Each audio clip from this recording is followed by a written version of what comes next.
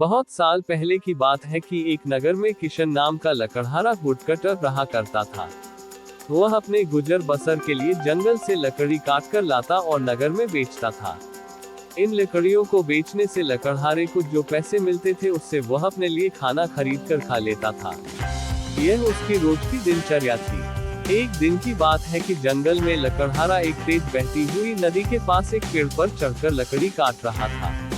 पेड़ से लकड़ी काटते हुए कुल्हाड़ी लकड़हारे के हाथ से छूटकर नदी में जा गिरी। कुल्हाड़ी ढूंढने के लिए लकड़हारा पेड़ से नीचे उतरा और कुल्हाड़ी ढूंढने लगा, लेकिन बहुत प्रयास करने के बाद लकड़हारे को उसकी कुल्हाड़ी नहीं मिली। लकड़हारे ने सोचा कि नदी में पानी बहुत गहरा है और बहाव भी तेज है। कुल्हाड़ी नदी में पानी के साथ बह गई होगी। उदास और मायूस होकर लकड़हारा नदी किनारे बैठकर रोने लगा।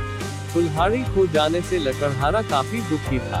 लकड़हारे यह सोचने लगा कि उसके पास इतने पैसे भी नहीं है कि वह नई कुल्हाड़ी खरीद सके। जब लकड़हारा दुखी होकर नदी किनारे बैठा हुआ था तब नदी से एक देवता स्वरूप मनुष्य प्रकट हुए और उन्होंने लकड़हारे को आवाज लगाई। देवता ने लकड़हारे से पूछा कि तुम इतने दुखी क्यों हो और तुम रो क्यों रहे हो। देवता के पूछने पर अपनी कुल्हाड़ी खोने की पूरी कहानी बताई। लकड़हारे की बात सुनकर देवता ने कहा कि मैं तुम्हारे लिए कुल्हाड़ी ढूंढ कर लाऊंगा। ये बात कहकर देवता ने लकड़हारे को उसकी मदद का भरोसा दिलाया। इसके बाद देवता नदी में समा गए और कुछ देर के बाद नदी से बाहर निकले। लकड़हारे ने देखा कि देवता के हाथ में 3 तरह की कुल्हाड़ियां हैं। पहली कुल्हाड़ी को दिखाकर जो सोने की बनी हुई थी, देवता ने लकड़हारे से पूछा कि बताओ क्या यह कुल्हाड़ी तुम्हारी है।